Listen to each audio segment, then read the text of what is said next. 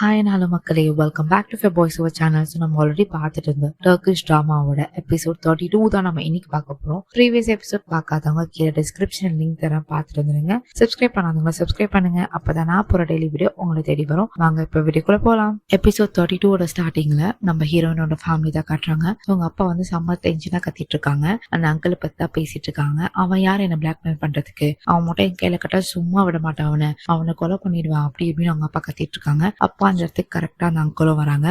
வந்த உடனே அவங்க அப்பா கேக்குறாங்க, நீ மரியாதையா நல்லபடியா எனக்கு வந்து அந்த பாஸ்ட் லைஃப்ல இருக்க டாக்குமெண்ட்ஸ், என்னோட ரிலேட்டடான டாக்குமெண்ட்ஸ் எல்லாமே கொடுத்துரு, அப்பதான் உனக்கு சும்மா விடுவேன், இல்லைன்னா உன்னை வந்து கொன்னுடுவேன் அப்படின்னு சொல்லிட்டு அவங்க அப்பா சொல்லிட்டு இருப்பாங்க.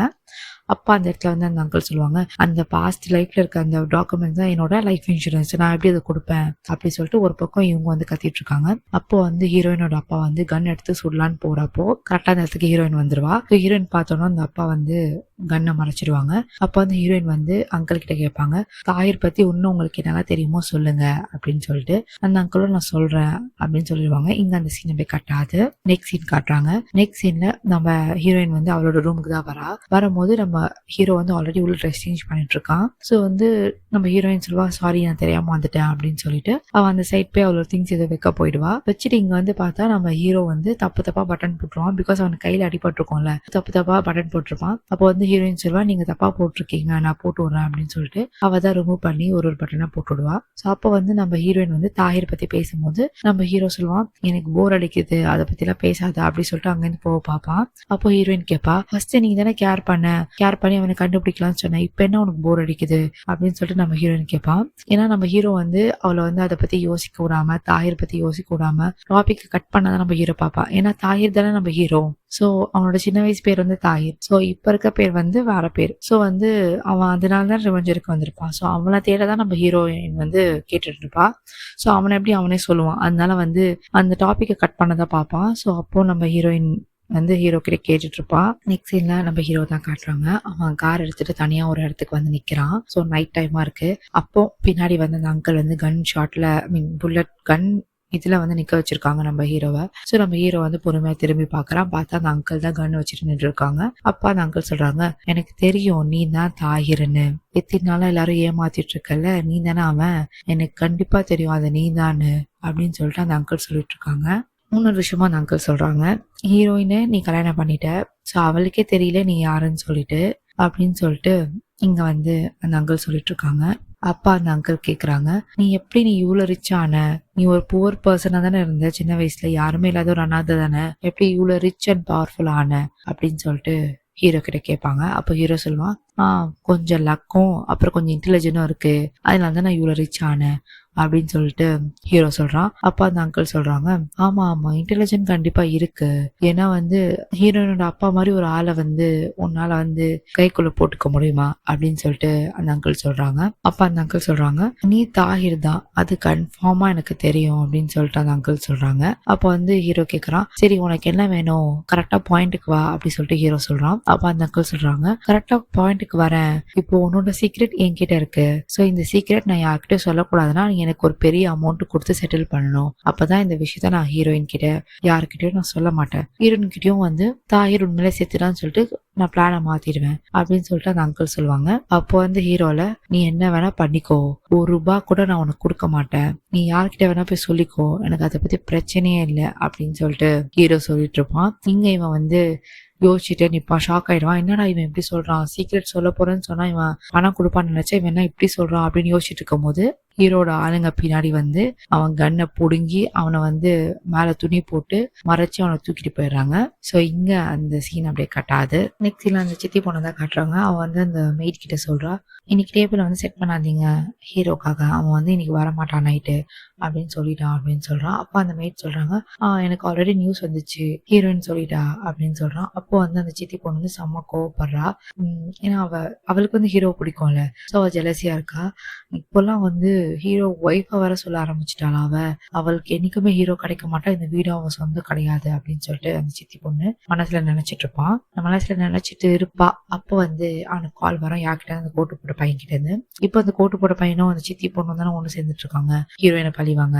சோ அதனால வந்து அவன்கிட்ட இருந்து கால் வரும். நான் சொன்னது பண்ணிட்டியா அப்படின்னு சொல்லிட்டு அவன் கேட்பான். அப்போ வந்து சித்தி பொண்ணு சொல்லுவா, எனக்கு கொஞ்சம் டைம் கொடு, நீ கால் பண்ணும்போது என்னால எடுக்க முடியாது அப்படின்னு சொல்லிட்டு இங்க இவங்க 2 பேரும் பேசிப்பாங்க. இந்த சீன் அப்படி இங்க கட்டாது. நெக்ஸ்ட் சீன்ல அந்த ஹீரோ தான் காட்டுறாங்க. அவன் வந்து கடத்தி வச்சிருப்பான்ல, கட்டி போட்டு வச்சிருப்பான் அந்த அங்கிள.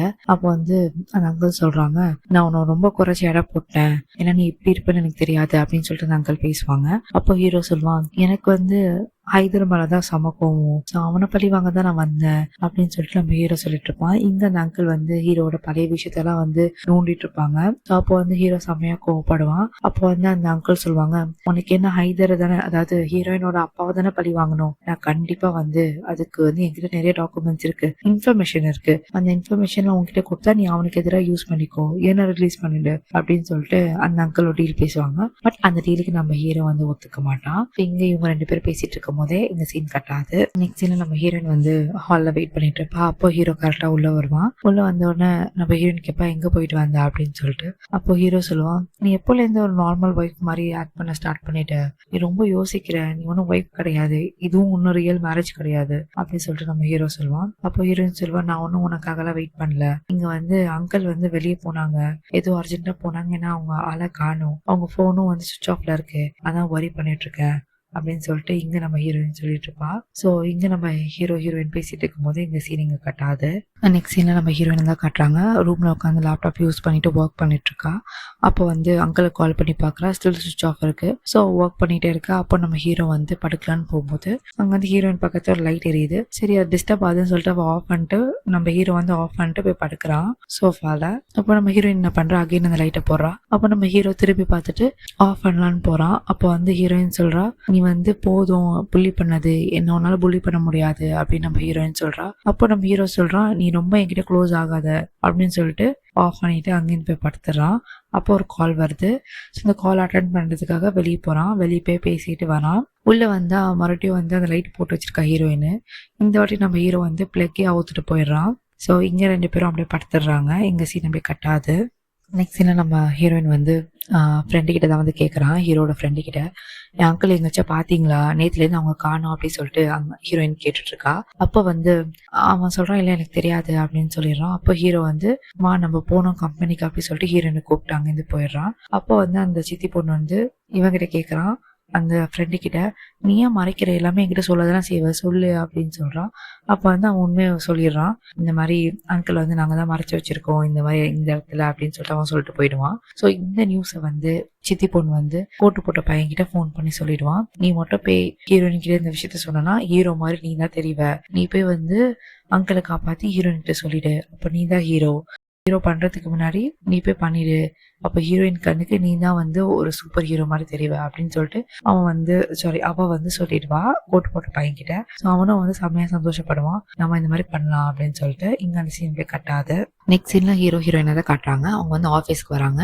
அப்போ வந்து ஹீரோயின் கேட்குறா, ஹீரோயின் யோசிச்சுட்டு நிப்பா. அப்போ ஹீரோ கேட்பான், என்ன ஆச்சுதான் யோசிக்கிறா அப்படின்னு சொல்லிட்டு. அப்போ ஹீரோயின் சொல்லுவா, இல்ல நேத்தான் அங்கிள் வந்து தாயர் பத்தி பேசினாங்க, அப்புறம் வந்து உங்ககிட்ட பேச வராங்க, இப்ப பார்த்தா அவங்க மிஸ்ஸிங், அதான் யோசிச்சுட்டு இதெல்லாம் ஸ்டேஜா தெரியலையா உனக்கு அப்படின்னு சொல்லிட்டு ஹீரோயின் வந்து ஹீரோ கிட்ட கேட்பான். அப்போ வந்து ஹீரோ சொல்லுவான், சரி நம்ம இதை பத்தி நம்ம அப்புறமா யோசிக்கலாம், முதல்ல மீட்டிங் அட்டென்ட் பண்ணுவா அப்படின்னு சொல்லிட்டு கூட்டு போறான். அப்போ அந்த இடத்துல இருந்து கோட்டு போட்ட பையன் வந்துட்டு ஹீரோயின் கிட்ட நான் தனியா பேசணும் அப்படின்னு சொல்றான். ஹீரோயினை தனியா வந்து பேசுறான். அப்ப அந்த கோட்டு போட்ட பையன் சொல்றான், உங்க அப்பா நேத்து சொன்னாங்க அங்கிள் காணும்னு சொல்லிட்டு, சரி நான் கொஞ்சம் ரிசர்ச் பண்ணி பார்த்தேன், அப்போ இந்த அட்ரஸ் கச்சிச்சு, இந்த இடத்துல அங்கிள் இருக்காங்க போல அப்படின்னு சொல்லிட்டு நம்ம கோட்டு போட்ட பையன் சொல்லுவான். அப்போ வந்து ஹீரோயின் வந்து ஹீரோ கிட்ட சொல்லுவான், இந்த மாதிரி அங்கிள் பத்தி விஷயம் தெரிஞ்சிருக்கு, கோட்டு போட்ட பையன் வந்து ரிசர்ச் பண்ணியிருக்கான், இதான் அட்ரஸ், நம்ம போலாம் அப்படின்னு சொல்லிட்டு நம்ம ஹீரோயின் சொல்லுவான். அப்போ வந்து அவன் சொல்லுவான், இல்ல நம்ம மீட்டிங் அட்டென்ட் பண்ணணும், நம்ம மீட்டிங் அட்டென்ட் பண்ணிட்டு போலாம் அப்படின்னு சொல்லிட்டு. அப்போ வந்து ஹீரோயின் சொல்லுவா, எனக்கு அங்கிள் தான் இம்பார்ட்டன்ட், மீட்டிங் நான் அப்புறம் கூட அட்டென்ட் பண்ணிக்கிறேன், நான் போறேன் அப்படின்னு சொல்லும் போது ஹீரோல சரி ஓகே நானே உன்னை கூட்டு போறேன் அப்படின்னு சொல்லிட்டு கார்ல ஏற போவான். அப்போ வந்து ஹீரோயின் 2 பேருமே கார்ல ஏறிடுவாங்க. அப்போ வந்து கோட்டு போட்ட பையன் யோசிப்பான், இந்த வாட்டி நான் வந்து உன்னை ஹீரோ ஆக்ட் வந்து பண்ண விட மாட்டேன், நான் தான் இந்த வாட்டி ஸ்கோர் பண்ணுவேன் அப்படின்னு வந்து அவன் சொல்றான். இங்க அந்த சீன் போய் கட்டாது. நெக்ஸ்ட் சீன்ல நம்ம ஹீரோவும் ஹீரோயினும் அந்த அட்ரஸ்க்கு தான் வருவாங்க. வந்து பார்த்தா இங்க யாருமே இல்ல அப்படின்னு சொல்லிட்டு நம்ம ஹீரோ சொல்லுவான். இந்த பிளேஸே வந்து ஸ்டேஞ்சா இருக்கு, வா நம்ம போலாம் அப்படின்னு சொல்லிட்டு நம்ம ஹீரோயினை கூப்பிட்டு நம்ம ஹீரோ போகும்போது கரெக்டா அந்த இடத்துல வந்து அங்கிள் வந்து உள்ள இருக்க ஆளுங்கெல்லாம் அடிச்சு போட்டு கொன்னுட்டு கன் எடுத்துட்டு கன்னோட வெளியே வந்துருவான். அப்போ நம்ம ஹீரோயின் வந்து பாத்துருவான் அந்த அங்கிளும் வந்து ஹீரோயினை பாத்துருவாங்க. அப்போ அங்கிள் ஹீரோயின் கேட்பா அங்கிளை பார்த்து, நீங்க ஓகேவா, நீங்க பார்க்க ஒரு மாதிரி இருக்கீங்க, ஓகேவா அப்படின்னு சொல்லிட்டு. அப்ப அந்த அங்கிள் சொல்லுவாங்க, நான் ஓகே தான், நான் ஹேண்டில் பண்ணிட்டேன், நான் ஓகே தான், நான் எல்லாரும் சமாளிச்சிட்டேன் அப்படின்னு சொல்லிட்டு அந்த அங்கிள் சொல்லுவாங்க.